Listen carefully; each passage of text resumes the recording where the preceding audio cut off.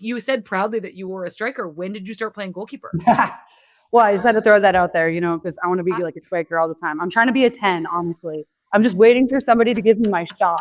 Sinky got 3 extra medals and presented them to us. I'm like, my hero is doing this for us. And she went out of her way to make sure that we were taken care of. And she's the true epitome of a captain, obviously, Yeah. but fitness as a goalkeeper is to beat one field player. To beat one.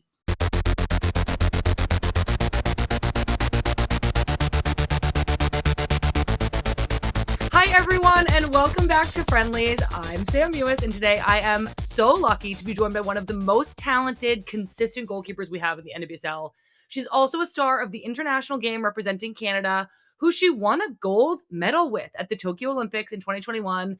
This is a player who was such a leader on the San Diego Wave for the past 4 seasons and has just made the move to North Carolina, where it recently snowed, which is crazy. Please welcome the Courage's new goalkeeper, Kailen Sheridan. Kailen, thank you so much for being here. Thank you so much. That was so kind. Appreciate you. Oh my gosh. Well, I meant every word. This episode of Friendlies is brought to you by Verizon, a proud supporter of the global game and the players who inspire us on and off the pitch. As an official sponsor of the FIFA World Cup 2026, Verizon is honored to help share the stories of the world's top players, including the incredible women who are changing the game at every level. Stay tuned for more on how Verizon can get you connected to the game we love. All right, everyone. Here is Kailen Sheridan. I feel like, aside from the move to North Carolina, which we'll of course get into, there have been a lot of other exciting changes in your life, including probably the most exciting change of all. You're a new mom. Congratulations. Yeah. And can you tell us a little bit about baby Skylar? Oh, she's the best thing ever. Yeah. So my wife had Sky. She's just over 4 months old now, right in the middle of season last year. So that was a bit of a whole experience and a whirlwind, and just trying to learn how to be a mom and a professional soccer player at the same time with a newborn. I wouldn't change it for the world. She is the coolest kid already. I'm so amazed by everything she does, and just she's just so damn cute. I mean, come on. Oh my gosh, I know. Well, so I don't have a lot of baby knowledge, but I do have one nephew. So I have one baby's worth of knowledge. I'm wondering how old she is so I can try to gauge what I might know about her. Just over 4 months, 4.5 months. So that's I don't know how many weeks, honestly. I'm over the weeks thing now. I literally was my question was I want to know if you're doing weeks or months, and that's how I'm gonna gauge where you're at with how old she is. I'm over the weeks. It's too many weeks. Once you start saying yeah, well, I don't know. My sister definitely was saying stuff like 26 weeks, and I was like, can we adjust, divide by 4? Just divide by 4. Yeah, it's a lot of math. We're doing that. Yeah, it's crazy, but congratulations. That is so exciting, and I'm really, really happy for you. I also played in North Carolina for so long, almost my whole career. But every time I go back to Raleigh, I'm like, oh my God, it's changed so much. So I actually want to know what you are discovering about North Carolina. It's definitely a different team than when you were here. I think the style that you guys were so successful with and so strong and competitive is very different from what it is now and what they're kind of changing it into. When I first talked to the club about coming here, their biggest sell to me was the style of play they wanted to play and how they want to change the culture of soccer here and really focus on that possession and focus on scoring lots of goals. Obviously, you guys did a lot of that, but I think it's more of the how is different now. Yeah. Because the type of players that are here are different than what you guys were able to have when you guys were winning all those championships. We want to try and bring that back.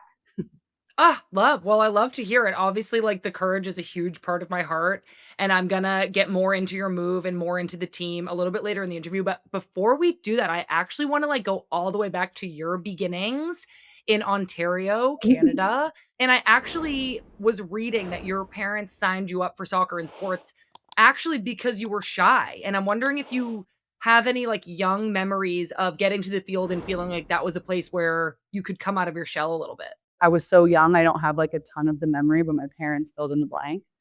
More per se, I would get into a sport or into public, and I would just shut down, and I was just so shy and so different from who I grew up to be. But the one place that it didn't happen was when they put me into soccer, and it helped that my dad was the coach for the first year, so I felt the comfort, the stability in that. I was a striker, and I loved it. I wanted to play. I wanted to run. I think there was just like a natural call to playing soccer, and it kind of got me out of my shell a little bit. So Yeah. I mean, my memories growing up, I relate to that, not necessarily because I was shy, but because it was a place where I, like, had so much confidence. Like, at yeah, school, I felt kind of, like, awkward and, like, kind of, like, friendless, but at soccer, I was, like, good. So I felt like I was, like, right. cool at soccer, and it gave me, like, a personality, it gave me confidence. I'm curious, you said proudly that you were a striker. When did you start playing goalkeeper? Well, I just had to throw that out there, because I want to be like a striker all the time. I'm trying to be a 10, honestly. I'm just waiting for somebody to give me my shot. I'm waiting in the background. Yeah, I mean, keep This putting is yourself my out this is there. my submission. If anybody wants to hear, put me up somewhere. I'm ready. But yeah, Put I her in, I, coach. I threw like I got thrown in goal like everybody else did because nobody wanted to go in, and we did like the rotation. And I think around like 8 or 9, I was thrown in, and like I like to say brave, but my parents also like to say stupid enough to stand in front of the ball and get hit and like do it again and again and again. And the coach was like, "Listen, we need somebody to stay in goal, and you're the only one that's brave enough to be in front of the ball. Nobody else Wow. wants to be behind the ball." And I was like, but I really want to score goals. So it was like this deal that I had that I would play like the Mm. first half, and then I would get to play out in the field in the second half. And then I think eventually I just was like, you know what? I'll stay back here. I like it back here. Yeah. I'm curious, I think, like, playing goalkeeper is such a I don't wanna say isolated, but, like, it's a kind of all on you. Did the Yeah. pressure ever get to you? Like, did it ever when you were young? Does it ever now? Oh, Like, or do you yeah. feel like you handle that in a unique way? It's like an individual sport within a team sport. Perfectly explained. Yeah, it's like you're doing like an individual event within a team sport, Yeah. but you don't actually get the secondary medal. It's just like the team has to be successful. But if you're not, it's over. Oh my god, so true. I feel like a striker can make 10 mistakes in a game and score the game-winning goal, and it's all good, but a goalkeeper can make 100 saves and 1 goes in, and it's their fault. It's just, yeah, it's the most pressure filled position, but it also is so different in that like you are completely different technically than a field player would be. You're doing a whole different sport at the same time.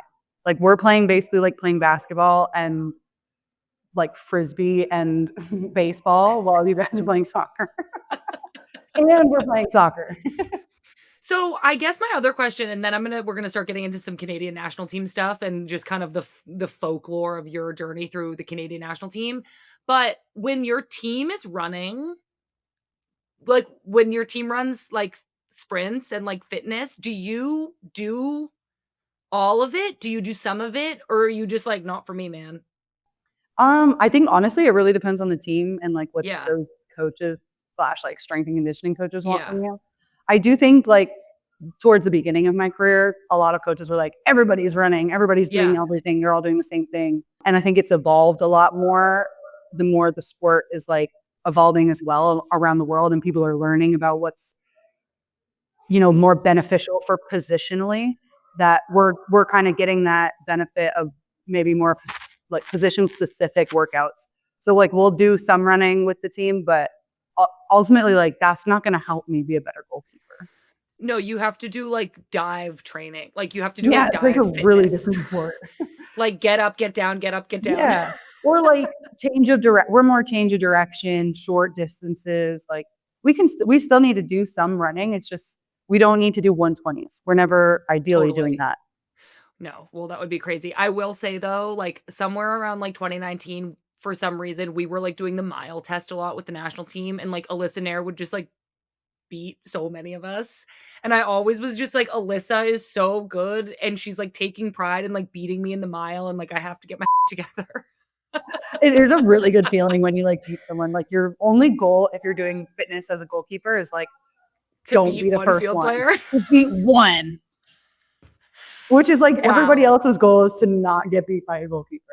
No, like actually that is so accurate. Okay, I'm so glad I like went down that tangent and asked you about that. Back to you.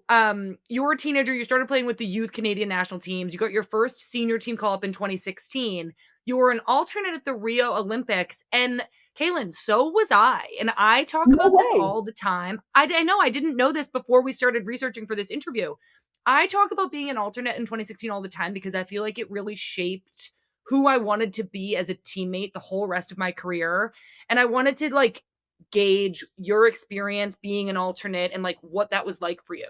It was such a like defining moment in my career because I got to, one, be a little bit less pressurized in the environment where like I was obviously constantly competing and wanting to bring my best every day, but it was a time where we weren't allowed to like rotate the alternates. Like if you came in or out of the alternates, that was it.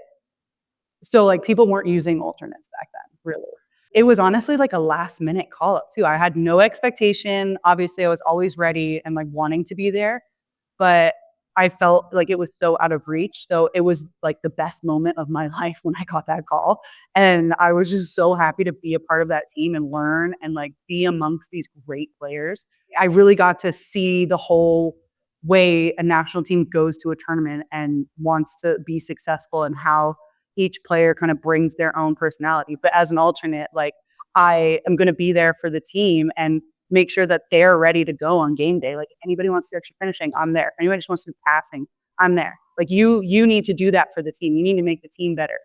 And I feel like I got the best of both worlds in that there was three of us, obviously, and one of the girls was Gabby Carl as well, who plays at the Spirit, and she's a little bit younger than me.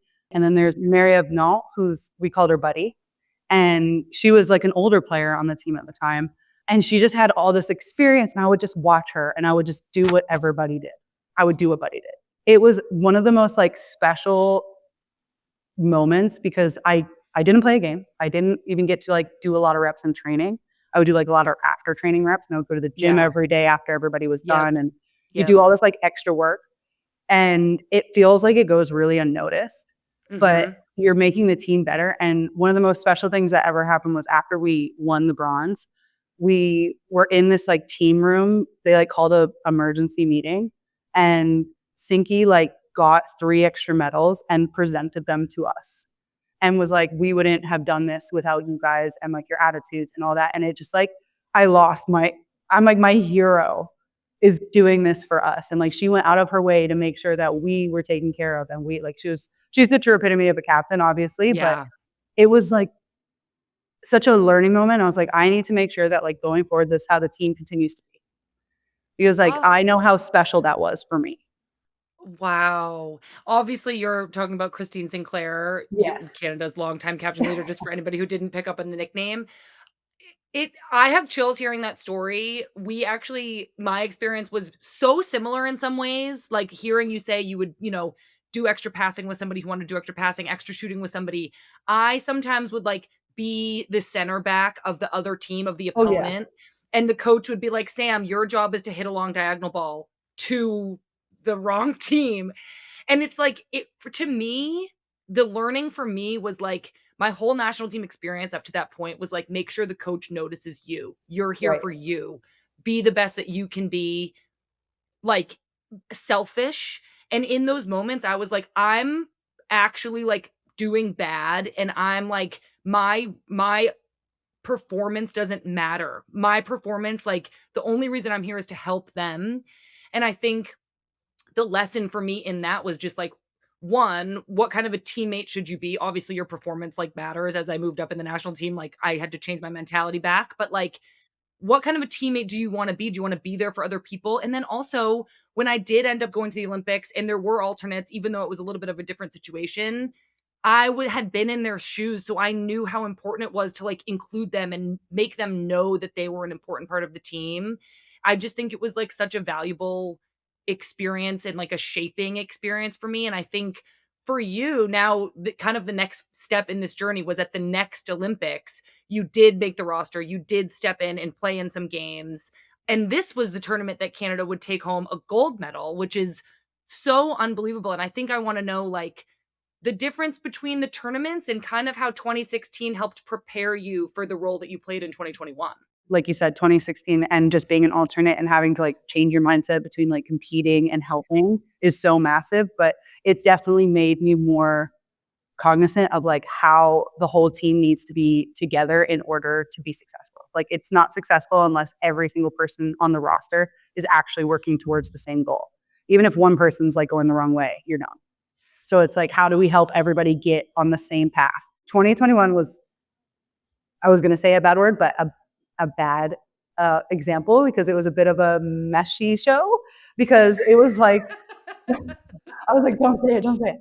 I mean, a COVID Olympics, like we'll never have that experience again. But just like testing every day, being quarantined, being like so isolated, and it was crazy, being locked in and all that craziness. But I think because like we were such a great group and we had that experience, we had like young players who had energy and like older players who had experience and knowledge. And we had those, like, I felt like I was an in-betweener at that point of just trying to connect the groups and trying to bring the group together. We were able to do something that, you know, we had been dreaming about for so many years. And it is just such a special time because we were so isolated and it was just us. And I think that made it so much more special at the end of it. I mean, an empty stadium, we wanted fans, we wanted our family and all that, and that would have been so cool. But I do think there's a piece of it that like we'll never be able to feel again because it was so like separated from any experience around the world. Yeah, that's crazy. I am jealous. I never won a gold medal at the Olympics, but I do think that that team and your Canada team as a whole, like one of the themes, whenever I talk to one of your Canadian teammates, I'm like, your team seems so close knit. Like you guys genuinely really love each other and really look out for each other. And I think it's so obvious when we play against you or when we watch you play. And so it sounds like a really special and amazing experience. And I know you played a really important role doing what you did and stepping in some of those group stage games. To just fast forward a little bit to like more present day with Canada, SheBelieves is coming up. You're going to be playing Argentina, Colombia, and the US. Obviously, big rivalry between Canada and the US. But, you know, you've already mentioned, and I think this is still true, Canada is still a good mix of experienced players. You have you, Vanessa Gilles, Jessie Fleming, and then you also have some younger, really exciting talent like Olivia Smith and Jade Riviere. How are you feeling about the energy of your Canada team now? Honestly, it's such a shift. I think like similar to the shift that I talked about with the courage, it's like we have these players that are a different style than what we've been playing for 20 plus years. Like we've had success in this one style with the type of players we had, but those players are gone now. And we have all these incredible players, like you said, like Liv is on fire. She's unreal on the ball. Jade, you want her on the wing. You want her getting into the attack. You want her 1v1, no doubt. You want both Jades 1v1. Yeah. But like it's a different style of player than the style that we had before. So I think we're in a really cool transition period where we're trying to figure out what's the best way to move forward as a team. We're not going to beat down something that's not working. Teams are also getting better. And we're not going to be able to continue the way we were if we don't adapt and use the strengths of these players that are just so talented, but maybe didn't fit the old style. And so now we're kind of adjusting and figuring it out. And it can come off like a bit of a learning growth period. And like maybe it's not the most successful we've ever been. But I do see like little things coming into place and coming in. And it's just creating the chemistry, creating the relationships, and knowing what each other want on the ball. Like once we get those little last things, it's just going to click. So honestly, I'm really excited because I love the style we have right now. Like it's very my style and how I want to play. And I love that we have the talent. Like we've never seen the kind of talent that we have on the ball specifically. So it's just how can we put everybody in the right pieces, in the right places, and everybody mesh together, which luckily right now we have a little time. But well, I mean, that was going to be my next question. I was starting to be like, oh, I'm excited. And then I remembered that you were talking about Canada and I was like, oh, wait a second. I'm not that excited. But my next question was going to be like, obviously SheBelieves is coming up. Qualifying is later this year. The World Cup is next summer, 2027 in Brazil. And I'm starting to feel like it's sooner than it felt a couple weeks. Like it's getting here. Like it's starting to creep up. I want to know when it starts to feel real. Does it feel real yet that the World Cup is next summer? Oh yeah, it definitely feels real. It feels like it's like every time we go to camp, I feel like it's like the next camp, and it's not. Oh, and I know, right? But you're just constantly like trying to make this team ready, even though it's like a year and a half away. Before it was like 2 years away. We're like, well, we need to be ready. And then we take a step back. We're like, actually, we need to be ready right before it. But we need to be working towards being ready right now. And how can we make ourselves the most prepared? It's like finding that balance of being ready, but also like still competing and learning and Patience building. allowing that to like kind of fall into place. But honestly, I'm really excited for like a new start this year and to like get back in with the group. We put in like a lot of work off the field, just trying to connect and make sure that those connections are staying strong and we're staying, grounded and together in the goals that we're trying to do and the style we want to play and like how we can do that away from each other, which is really hard, honestly. Yeah, I know. I mean, I know we're all really excited for SheBelieves. I think it's going to be a competitive tournament and, a little preview into where some teams are at a little more than a year out. So definitely excited to watch that. I want to switch gears a little bit and talk more about your NWSL career. And you just have so many great moments and great stories. So I'm going to try to keep it fairly quick, but we are going to go all the way back to Sky Blue, the team you got drafted to. This is now Gotham. So you were living in the New York, New Jersey area. When you decided to, enter the draft, play in the NWSL, what were you thinking? Like why the NWSL and, what attracted you to wanting to play here? Ultimately, I honestly didn't know what I was trying to do coming out of college. I just like wanted to be I know it's crazy against the best people and like where that was going to be. It was like trying to figure out which league is going to be the strongest, like in a year or two, like in a couple of years, and that was really hard to navigate and like kind of future tell a little bit. But my college coach was actually one of the ones. She was like, you need to be in the NWSL competing against the best of the best every day. Like every single day, not like 3 games out of the 10 or like once in a while. You need to be every single game playing against the best players. And if you're not doing that, then you're not going to, go the places you want to go and achieve your goals. And I was like, you know what? Fair. You're right. You don't just want to be on like a great team, but everybody you play is not great. And I think back then that was the case in most places. I agree. And I think to an extent, obviously this isn't like a blanket statement, but I think to an extent it is still partly true where like the parity in the NWSL is pretty unmatched anywhere else. I know the WSL is getting more and more competitive, what seems like every single week. So you go to Gotham, 2018, just in my years as a player, 2018 was like a folklore type year. I remember cheering for you guys in that last game because you hadn't won a game yet all season. I know the team struggled and I know this is, I'm literally like picking a scab. Like it's so rude, but I think why I'm asking really is going to make you look like a hero because your team was really struggling, but you had to perform every single game. You're the goalkeeper of a team that hasn't won yet. You led the league in saves. Like you had to do a huge job for that team. But also that must have been so hard. So like, what was that like? Yeah, it was like definitely a mental challenge every game. I was like, I am just horrible and all these things. But looking back, that year and like the 2 years around it, before and after, I think were some of the more developmental years of my career where I was able to like fully try things and get better and, constantly be seeing crazy opportunities against me. But that honestly made me so much better and it made me a better goalkeeper. It challenged me to like learn my style of play. Do I just want to continue to lump the ball forward and hope for the best? Do I want to try and play? Do I want to how do I want to handle 1v1 situations? Like it really did make me a better goalkeeper long term. In the moment, it felt like hell. Now I can look back and I can see how beneficial that was and how much I learned. But I do remember that being such a difficult year. I do think that team was special in a way, though. We were so like bonded, almost trauma bonded. But no, literally. Yeah, just trying so hard to like make things work and make things right. And I think there was like amazing moments, but we just couldn't put enough of them together.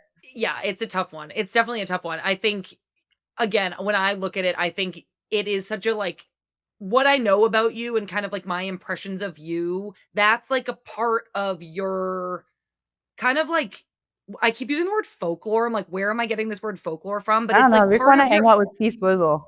literally. I'm like, okay, but it's like a part of your story in the sense that like you faced these moments of adversity and you like continued to rise and like push against it and prove yourself and fight for yourself.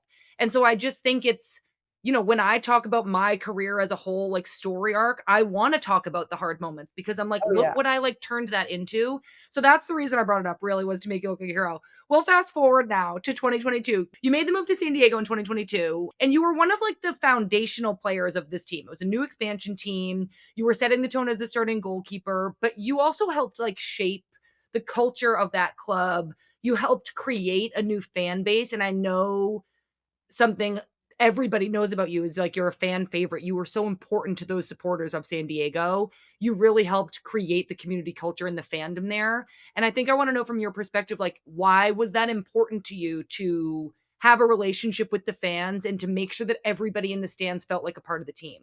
I think moving to San Diego, like it was such a honestly, like it was a big decision for me and a big decision for my career and my family. And once we got there, I had never been there before. I just kind of we kind of made the decision without seeing it. But I mean, it's San Diego. How bad could it be, right?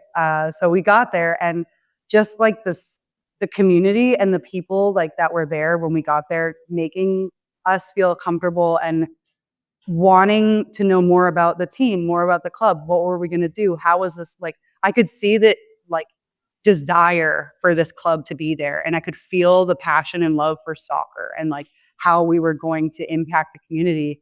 And it was just so clear to me immediately, like this club needs to be woven into the community. It needs to be based on the people that are here.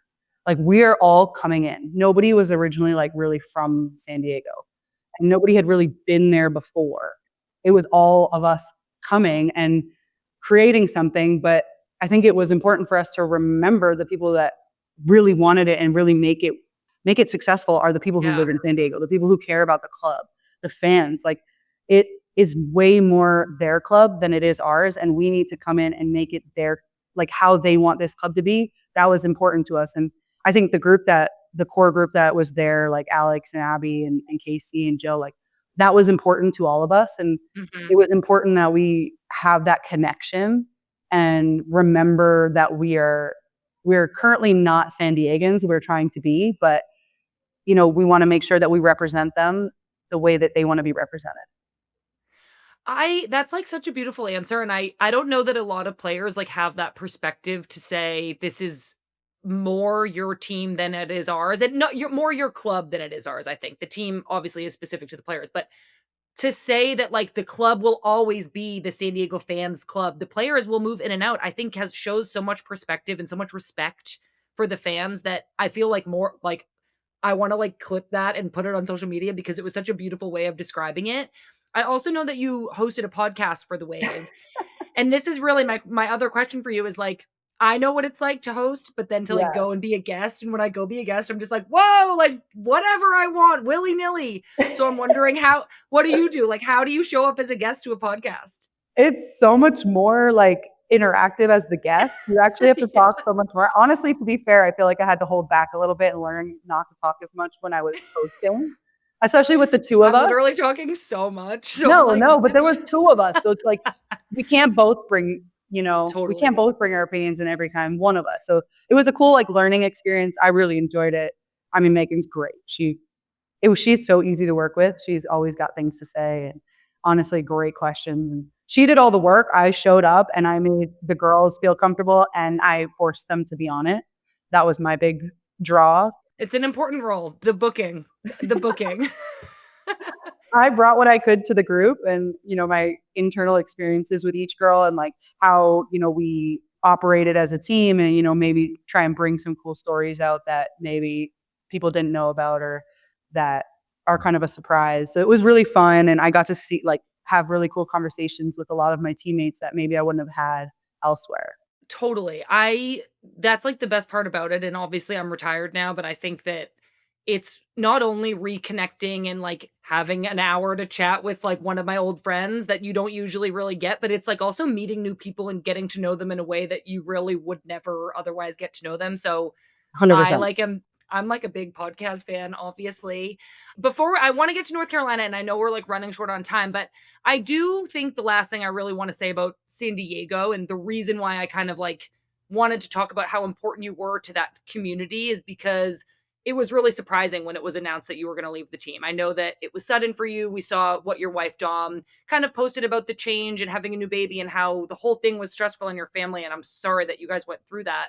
I guess I just, I understand that there's like, this is a personal situation, but I did just want to see if there was anything about this situation that you wanted to address. I mean, I think it was a difficult decision for me personally. I loved everybody at San Diego. Like, I felt like we had created a really good home there, and I felt really like connected to, like I said, the fans and the club and the direction that we were going. I think things had kind of shifted in the last year, and I think that was just honestly what had occurred is things had shifted with me and the direction that the club wanted to go. And I had to put myself first in that moment and make a decision that was best for my family and I based on the information I was given. And, as soon as that door closed, North Carolina jumped in and opened a door. And honestly, I've never felt so like excited about a club, being excited about my family and knowing the importance of like how I am as a person and a player. And that ultimately made every decision so much easier. And that's not to say I'm happy I left. I think it's important that like everybody knows I'm so grateful for my experience in San Diego, and I'll always love all the people and be grateful for all the family and friends I've made there.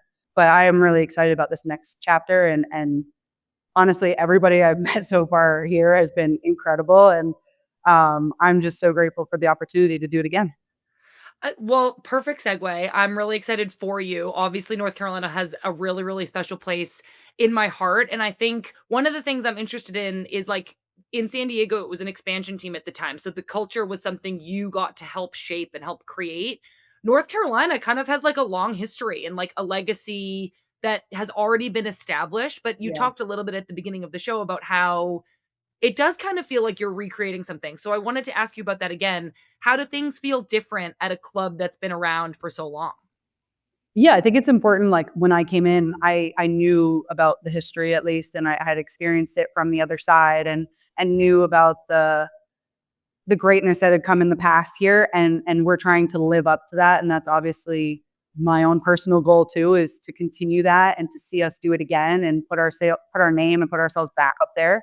But I think also having a shift from maybe things that didn't work in the past couple years and trying not to go in the same direction that didn't work and make a shift culturally and in the playing style of how we want to succeed going forward.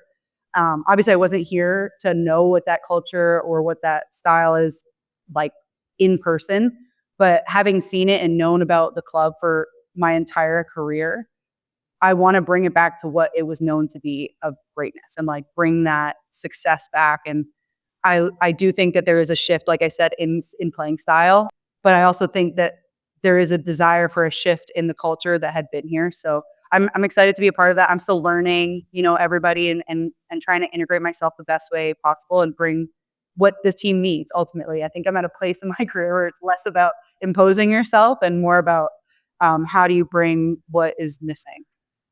Wow. I mean, again, such incredible perspective. I know the Courage have, recently had some ups and downs, Yeah. losing longtime captain Denise O'Sullivan, who moved to Yeah. Liverpool in the Women's Super League, I feel is creating a new opportunity for leaders like yourself to step up. So I'm really excited to see how that emerges. It's just a club I like still have so much pride in. Your club, man. It's I your club. I mean, I didn't say It's the it. Sam Mewis club. I'm just trying to I make it come back to that.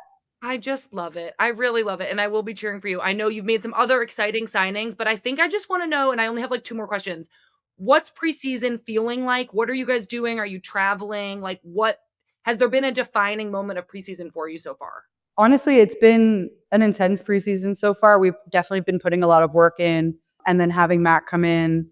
That's your new head coach. Yeah, Mac is our new head coach. So we hit the ground running maybe just under a week before he came in, just with the visa issues. So we had an opportunity to kind of just play and learn from each other, which was nice. But then him coming in and setting, the style and the standard of what he expects from this club, it's been great. It's been awesome to learn. And everybody is very dialed in and like it's so cool to see. It's a lot of young players as well, but everybody just you can feel that the group exudes like desire to learn.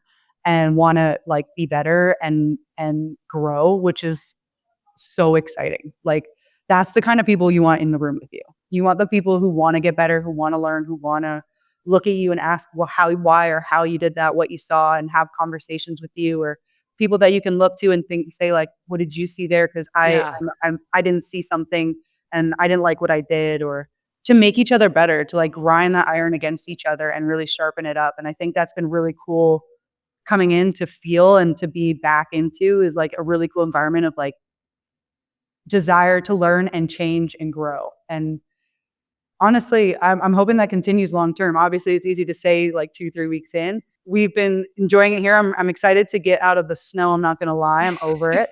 We're heading to Spain next week, gorgeous. I think. Beautiful. 10 days. So we got another little bit here. It has been cool to be here and settle in, although like I don't want to say like it is cool to go there, but I have been enjoying settling in and having my family around and like getting to know the girls in our kind of home, our new home together, you know, and that's important too, I think. Definitely. I mean, I think especially for you being a new mom, moving, getting settled in North Carolina, of course, must be really, really important. And I think that kind of just wraps me back around to my closing question, which does bring your family back into it. You, again, seem like somebody, your reputation or what I know about you is that you've handled adversity with such grace, and that you really have this unique understanding of how important your community is and how important it is to bring those people in and be there for them and be a part of it with them. Now that you have a family of your own, I think I'm wondering what values you hope that your daughter will take from who you are both on and off the field. Oh, that is so deep. I Oh know. man. Honestly, I am so like, it is so cool to have her around a team environment. Like it is one of the coolest things to see her being held by my teammates after a game, and that them just light up.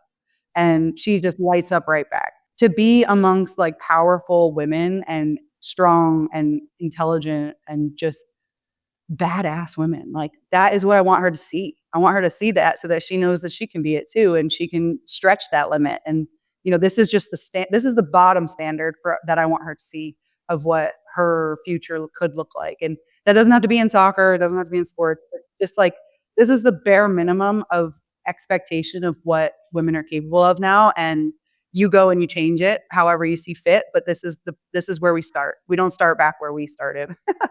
So it's exciting. I'm really excited to see like, and to have her around the group. The girls have met her, and she's the coolest kid, man. I'm obsessed with Ugh. her. Oh, well, I'm so happy for you and your family. I'm really excited that you're in North Carolina. I feel like I really know you now and that we're friends. We are friends. We're So besties. I'm amazing. So I will be cheering for you. It was so nice to get to know you, and thank you so much for doing this. Good luck Thank this you for season. having me. I appreciate you. Of course. Thank you all so much for listening. I didn't know Kailen very well before this, but I felt like we were so on the same wavelength. I'm really pumped to see her play with the Courage this season, and really looking forward to watching her in Canada take on the U.S. women's national team at SheBelieves on March 4th. Before we let you go, we've got our linked up voicemail of the week presented by Verizon. Each week, we want to hear from you. So call and leave us a voicemail at 855-611-4050, and you could be featured on a future episode of Friendlies. Here's our caller this week. Hi, Sam. This is Madison from Boston, and Go Legacy. My question for you is, what is your prediction for the SheBelieves first game on March 1st? Hi, Madison. Go Legacy. So my prediction for SheBelieves is obviously that I think the U.S. will win. I feel like they can beat Argentina 2 or 3-0. It's kind of hard for me to say. I do think each team we're playing against is going to challenge us in their own way. And I'm actually getting so excited to see the majority of the U.S. women's national team players back in action during this upcoming window. The women's game is preparing for lots of coverage, including live reaction shows after each game. So be sure you're subscribed to our YouTube channel, and that way you won't miss anything. We've got some great co-hosts lined up. I'm super excited to watch these games. So Madison, thank you so much for calling in with your great question. That was our linked up voicemail of the week presented by Verizon. If you want to join us for this segment, the banana phone is open. Just give me a call, 855-611-4050. leave a message, ask me a question. You could be our next featured listener, thanks to our friends at Verizon. Next week's Friendlies guest is somebody that we've had on our list since day one of the women's game. It's Ireland national team captain and Champions League winner with Arsenal, Katie McCabe. I'm so excited for you all to hear our conversation. So if you haven't already, make sure you're subscribed to this YouTube channel, podcast feed, check out our newsletter. You can sign up for that at the link tree in our social media bios. It gets delivered to your inbox every Tuesday with all the news you need to know. Thank you all so much for being here, and we'll see you soon.